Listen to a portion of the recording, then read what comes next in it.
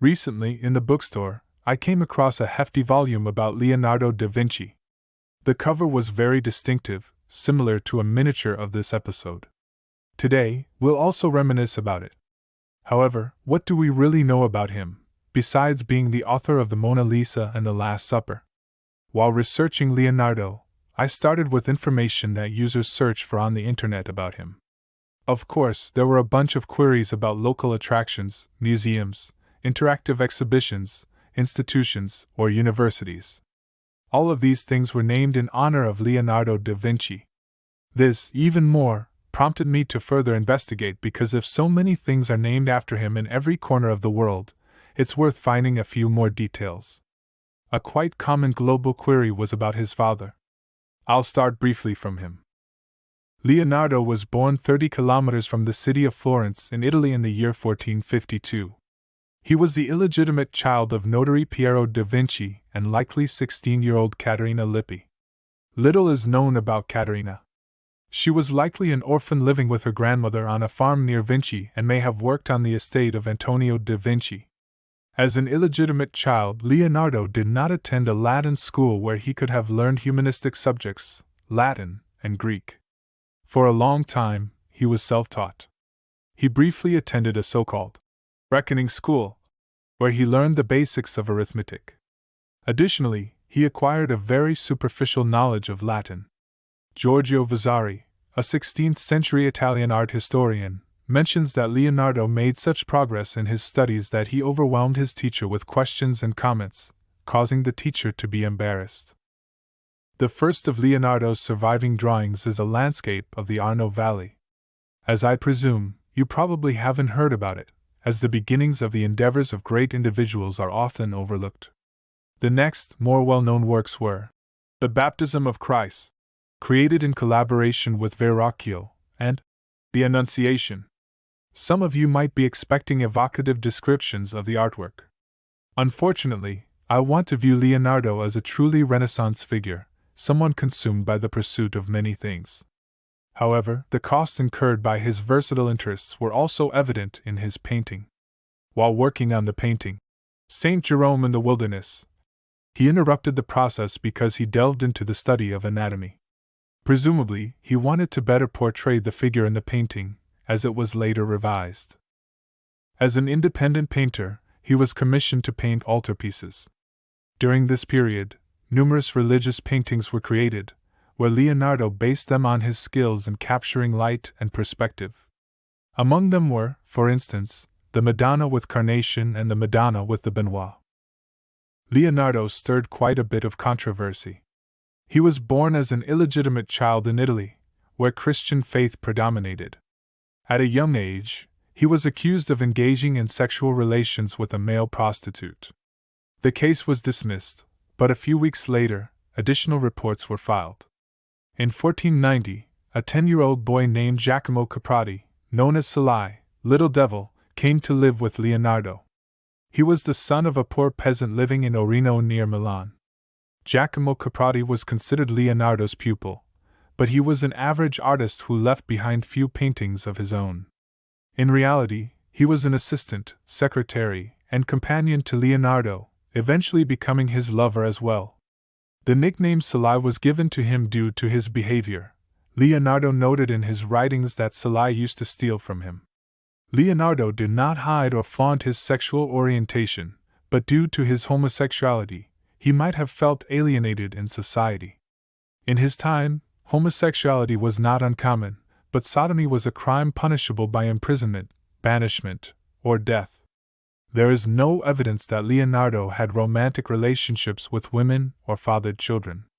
Freud examined Leonardo's orientation in his studies, but the view that Leonardo was homosexual remains a matter of debate.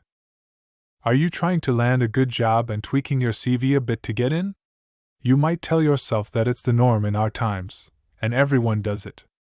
Well, Leonardo claimed to be an inventor of war machines, a builder of bridges, and fortification devices. He wrote this in a letter to the court of Ludovico Sforza, where he was employed as a musician and organizer of spectacles. It must be honestly acknowledged that during peacetime, his skills in painting could be put to use. In that field, he had more experience. Leonardo played the lyre skillfully, and his repertoire included classical love poems by Petrarch as well as his own humorous compositions. He left no written compositions behind. Most of his performances were improvisations. Courtiers were also intrigued by his caricatures, grotesque heads. In these caricatures, he demonstrated the ability to perceive both beauty and ugliness. Random residents of Milan served as models for his caricatures. Leonardo used to stroll through the city streets, seeking people with distinctive facial features. He would invite such individuals to his home for dinner, entertaining his guests. While observing the laughing guests, Leonardo memorized their gestures and reactions, which he later transferred to paper. During his work on caricatures, Leonardo challenged the notion, existing at least since the time of Aristotle, that it is possible to deduce a person's character based on their physical build, known as physiognomy. Today, we mainly know and appreciate our protagonist for his painting. However, he also received an unusual proposal from Machiavelli to participate in a project to change the course of the Arno River. In reality, there were two separate projects. The first aimed to alter the riverbed to cut off the enemy city of Pisa's access to the sea, while the second involved regulating the river to make navigation possible. The Arno River was to be directed southward towards the marshes near Livorno, with its course diverted by weirs placed along a long canal, deepening to 10 meters, branching into two smaller channels. For this purpose, Leonardo designed a crane for digging canals to shorten the time needed to remove the excavated soil. The drawing of the excavator can be found in the Codex Atlanticus. After 2 months, the project was halted. It turned out to be a complete failure. Niccolò Machiavelli consulted with Leonardo on the works. As a result, the ruler of Florence warned the engineer overseeing the project that the canal bed was shallower than the riverbed, which could lead to failure. The warning was ignored. In early October, the canal walls collapsed, flooding nearby farms. The main course of the river remained unchanged. The administration of the Santa Maria del Fiore Cathedral organized a meeting to decide on the placement of Michelangelo's statue of David. Leonardo da Vinci was a member of the commission. He suggested placing the statue in the Loggia dei Lanzi, opposite the Palazzo Vecchio. However, Leonardo's opinion was not taken into consideration. In May, the statue was erected in front of the main entrance of the Palazzo Vecchio. The rivalry between Leonardo and Michelangelo turned into a public altercation, as described by Anonimo Gadiano. According to the story, Leonardo was passing through the Santa Trinita di Gavine church. When he passed Pancaccia degli Spini, he was accosted by a group discussing a fragment of one of Dante's works. The group asked Leonardo for help. At the same time, Michelangelo was nearby. Leonardo replied to the discussants that Michelangelo would be able to help them. Michelangelo, taking Leonardo's remark as an insult, angrily retorted that Leonardo should lay out the fragment himself, and reminded him of the history of the equestrian monument. Mentioning the failed project was intended to sadden Leonardo. According to another account, Michelangelo, wanting to attack Leonardo, asked the question, "And did those Milanese donkeys believe in you?" According to Kenneth Clark, the dislike between Leonardo da Vinci and Michelangelo was due to their completely different worldviews. Leonardo was considered a rationalist, while Michelangelo was a deeply religious man. Leonardo, always intrigued when an opportunity arose, continued to delve into the anatomy of the human body. His primary focus became the vascular system, during which he created numerous sketches and drawings depicting various parts of the body, human muscles, lungs, abdominal organs, and even female genitalia.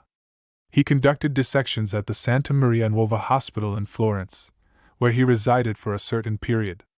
In addition to the aforementioned anatomy studies, from September 12 to October 1508, he diligently recorded his observations in a notebook titled, "On the World and Its Waters." In it, he engaged in studies of hydrology and on other pages jotted down his insights on optics, geometry, geology, and the nature of sight. Leonardo also devoted himself to preparing decorations for theatrical performances, festivities, and other spectacles. He also created 3 emblems during this time. Do we know what Leonardo da Vinci looked like? Around 1512, several portraits of Leonardo were created. One drawing depicts an older man holding a cane in one hand and touching his head with the other. The melancholic elder gazes at the flowing stream of water. It is uncertain whether the drawing represents a self-portrait of Leonardo. Between 1512 and 1518, a profile portrait, likely by Francesco Melzi, was created. Another presumed portrait was drawn by an unknown student of Leonardo and can be found in a notebook with studies of horses. Another presumed portrait is found in the Codex on the Flight of Birds. Additionally, in Raphael's school of Athens, Plato's facial features were said to be inspired by Leonardo's. The most famous drawing is the presumed self-portrait of Leonardo, known as the Turin portrait, created between 1515 and 1518. In the last years of his life, Leonardo spent his time alongside the French king from 1516 onward. The monarch highly valued him for his works, granting Leonardo complete freedom and ensuring all comforts. Leonardo was provided with a housekeeper and a cook. Although he held titles such as royal engineer, painter, and architect, he was not burdened with numerous duties. The king simply wanted the opportunity to converse with the artist at any time of day or night. Leonardo primarily created occasional costume designs or architectural sketches during this period. Determining who Leonardo da Vinci was during his lifetime is a challenging task because biographies of the artist often mix facts with anecdotes and myths. Vasari states that Leonardo was considered a talented, handsome, and muscular man. Similar descriptions of Leonardo were given by Paolo Giovio, Luca Pacioli, Donato Bramante, and other intellectuals from Milan and Florence who had the opportunity to know Leonardo personally. According to an anonymous account, Leonardo often boasted about his strength. Leonardo da Vinci was known for wearing colorful and neat clothing, his meticulousness, generosity, and love for animals. According to Vasari, Leonardo used to buy birds and release them into the wild. For a significant part of his life, Leonardo was a vegetarian, motivated by ethical reasons, as he believed that animals, unlike plants, can feel pain. Although he himself did not eat meat, he occasionally bought it for guests and household members. Giorgio Vasari wrote that Leonardo did not agree with any religion and resembled more a philosopher than a Christian. According to Martin Kemp, Leonardo was convinced that the functioning of natural laws could be explained physically without referring to any divine or supernatural forces. However, he believed that the highest creator had a role in establishing these perfect laws. In the general opinion, Leonardo da Vinci is portrayed as a Renaissance man, considered a genius engaging in multiple disciplines, a universal man with numerous talents who, due to his many interests, often abandoned ongoing projects. He is also viewed as a figure almost divine in status. Giorgio Vasari wrote that Leonardo would have excelled in sciences and literature if he had not been capricious and inconstant. According to Walter Isaacson, Leonardo's genius lies in combining various fields of science, technology, and art. Leonardo's genius is different from that represented by individuals like Isaac Newton and Albert Einstein, who are perceived as having a mind capable of processing a vast amount of information. Leonardo da Vinci is regarded as one of the greatest painters in history. His artistic achievements are often compared to those of Michelangelo and Raphael. Leonardo emphasized that art was going through a crisis because everyone was copying painted images.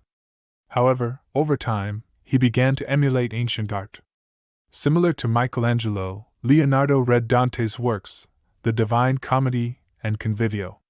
Leonardo considered painting to be a superior art form compared to poetry, music, or sculpture. His view differed from the prevailing belief of his time, which considered painting a mechanical art. Leonardo sought to elevate the status of painting by connecting it with optics and the principles of perspective. He considered poetry to be a lesser art than painting, as a poet needs to use many words to express what a painter can convey with a single image. According to Leonardo, the most sublime of the fine arts was painting, while he regarded sculpture as a lesser art. In his opinion, unlike a painter, a sculptor does not consider light, shadow, and color, and their studio is often dirty with dust. Leonardo left behind numerous notebooks containing observations, ideas, lists, and drawings. He wrote from right to left, contrary to the common belief that he wrote backward to conceal his discoveries from the Catholic Church. In reality, Leonardo wrote from right to left due to his left-handedness. He maintained these notes regularly until his death.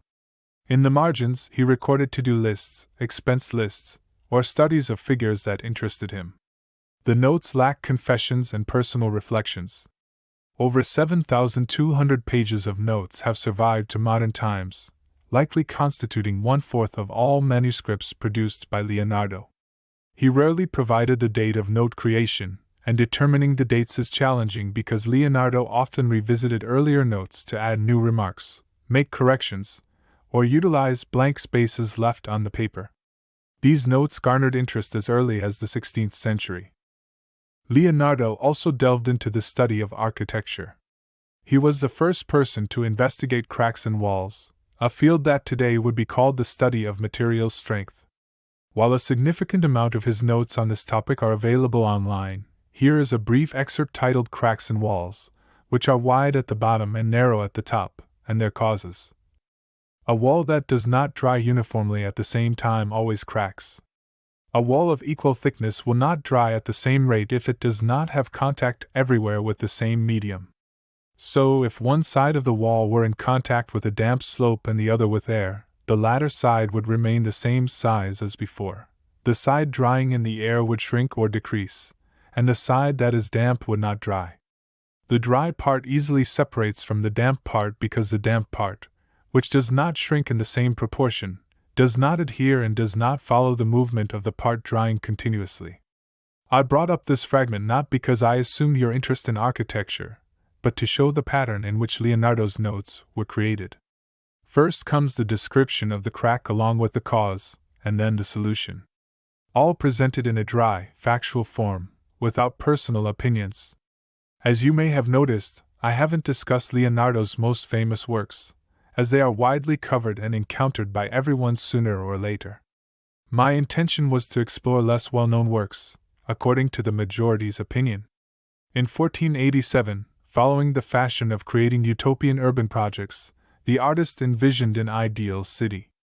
In his plan, he aimed to combine practical and aesthetic requirements. The city designed by Leonardo was intended to be located by a river or sea. The width of the streets would depend on the height of the houses.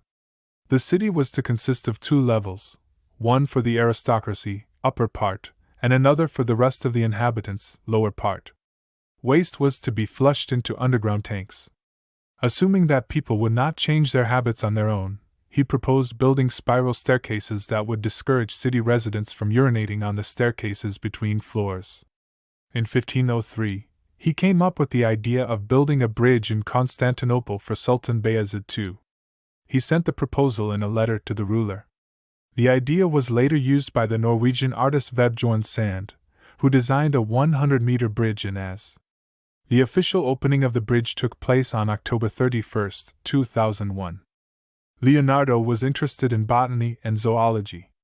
He applied his botanical studies during the creation of the painting Madonna in the Grotto. In this artwork, he aimed to accurately reproduce all the distinctive features of each species depicted. While working on the Annunciation, he prepared a drawing of a lily as a preliminary sketch for the painting. He also delved into the anatomy of birds, attempting to determine whether a human could take flight using their muscles. His investigations extended to bats, dragonflies, and other winged insects. He even explored animal behaviors, such as dogs sniffing their own excrement. He hypothesized that dogs with a keen sense of smell would detect the scent of undigested residues in feces. This way, one could differentiate well-nourished, respected dogs from malnourished ones. Additionally, he conducted several dissections of animals like bears and monkeys, as he planned to publish a treatise on animals.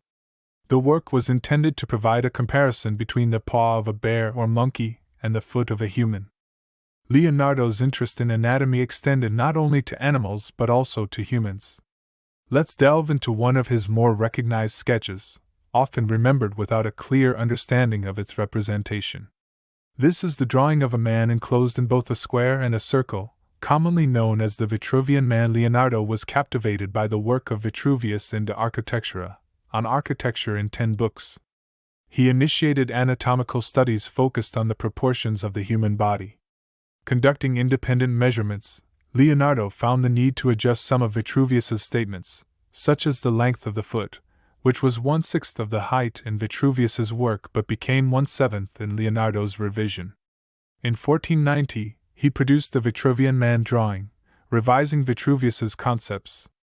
This drawing is considered an idealized self-portrait of Leonardo, and is renowned as one of his most famous sketches. Leonardo's exploration of vision is a fascinating aspect of his work, as our perception directly influences the reception of the artworks he created. Engaging in optics, he expressed the view that the reception of visual stimuli occurs across the entire surface of the retina. Drawing on the works of the Arab mathematician Alhazen, he conducted an experiment involving gradually bringing a needle closer to the eye.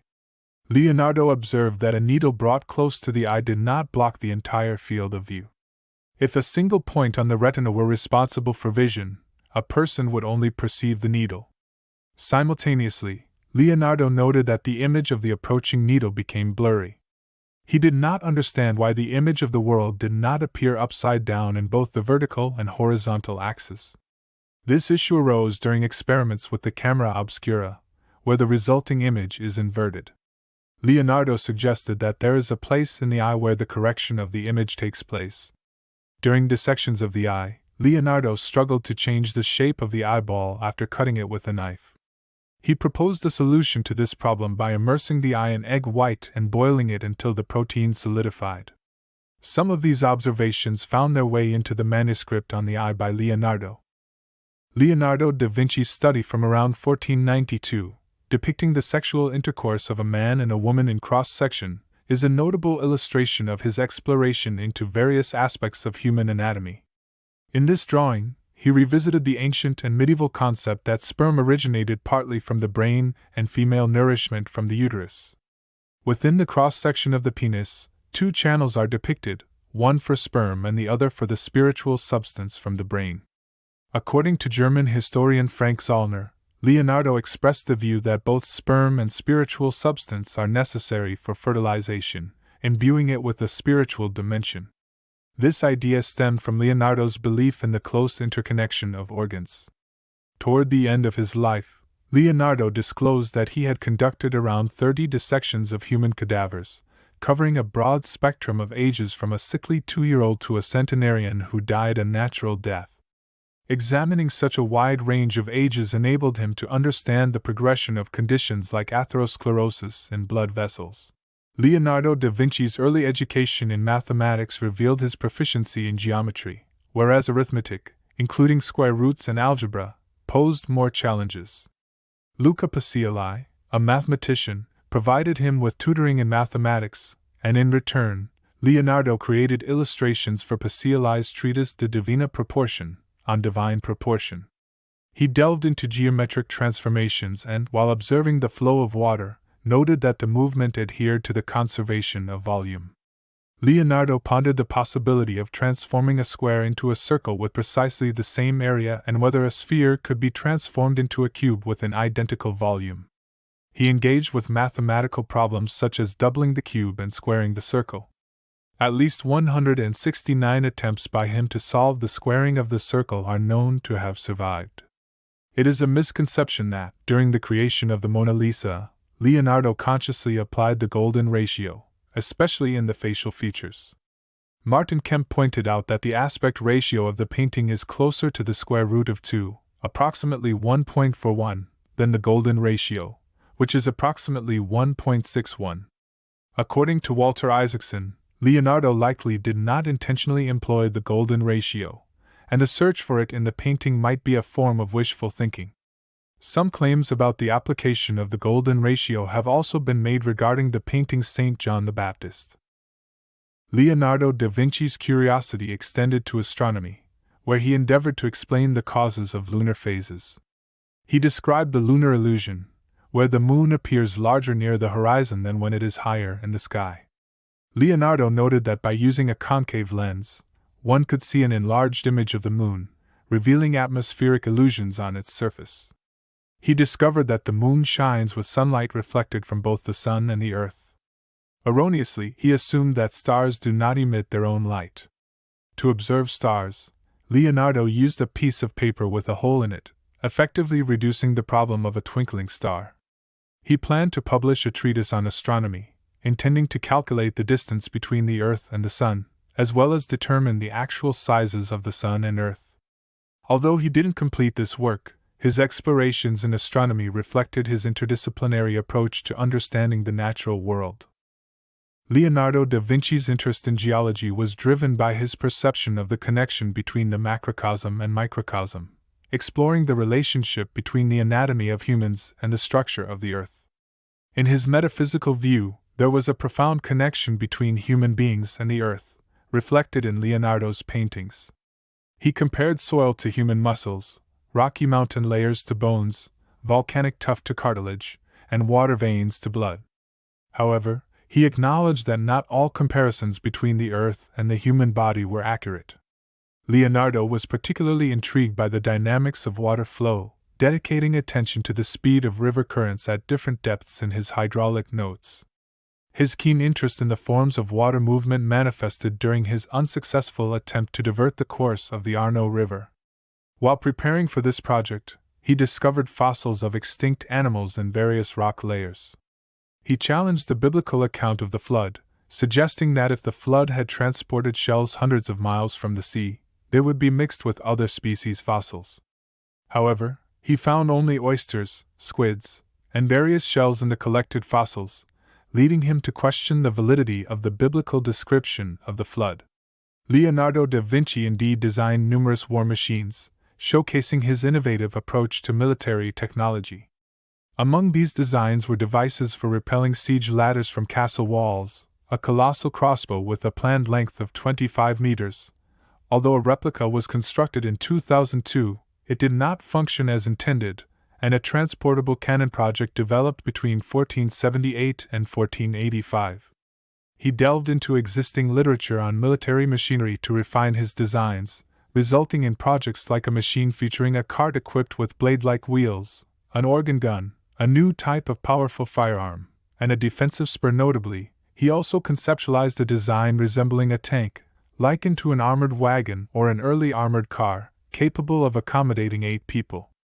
This mobile artillery wagon or armored transporter aimed to instill fear and surprise in the enemy.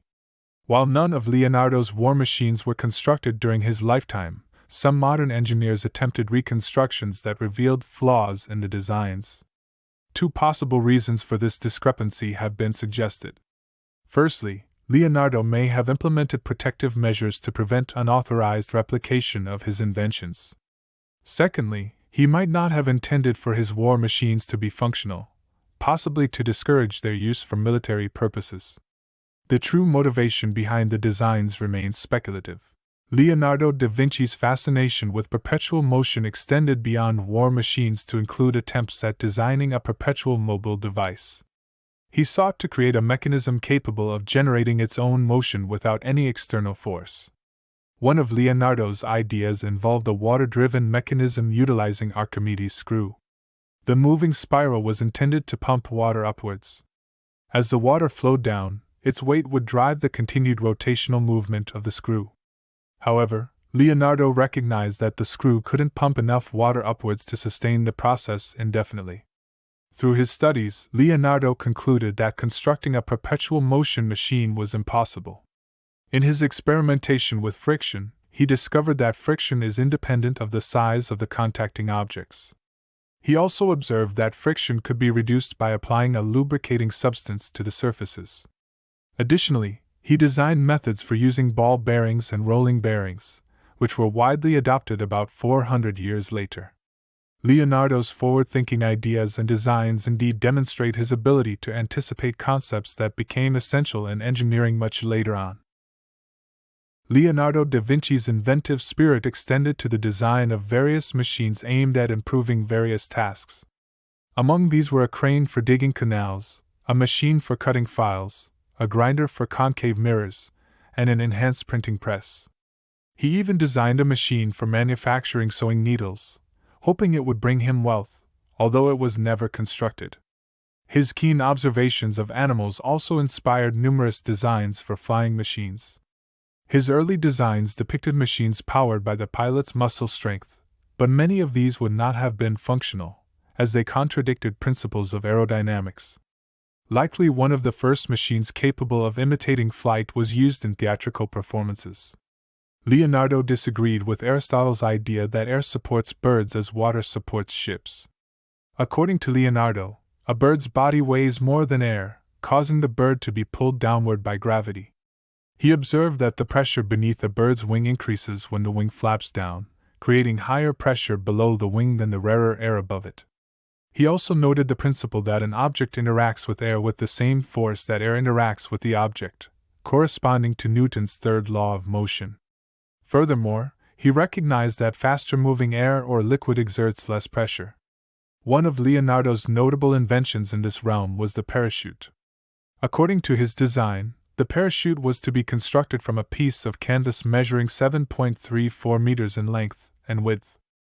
Leonardo da Vinci's diverse interests also extended to literary pursuits during his time at the Sforza court. He engaged in writing entertaining literary works, including fables, rebuses, jokes, humorous pieces, and prophecies. These writings, totaling around 300 texts, were either read aloud or performed by actors. However, it is noteworthy that many of his works were not original creations but rather adaptations or plagiarisms from other sources. Despite this, his literary endeavors added another dimension to his multifaceted talents. Leonardo da Vinci's involvement in various artistic and creative endeavors extended to the preparation of scenes and costumes. One notable production was the Paradise Feast, which featured a climactic event known as the Planetary Masquerade. The celebration commenced with a child adorned with angel wings, announcing what the guests would witness. Before the audience, an upturned hemisphere was revealed, painted with stars and featuring the 12 zodiac signs above the horizon. The planets were arranged according to their hierarchical order and moved in their orbits. During the spectacle, Greek gods descended from the heights. Accounts of the performance suggest that Apollo exhibited jealousy over the beauty of Isabella of Aragon, Jupiter ascended to the mountain peak, and the presentation concluded with a message from Mercury, who brought along 3 graces and 7 figures representing Christian virtues. This production showcased Leonardo's ingenuity in combining elements of classical mythology with astronomical themes and Christian virtues in a theatrical performance. Leonardo da Vinci dedicated time to philosophical reflections, proposing unique perspectives on the forces governing the soul.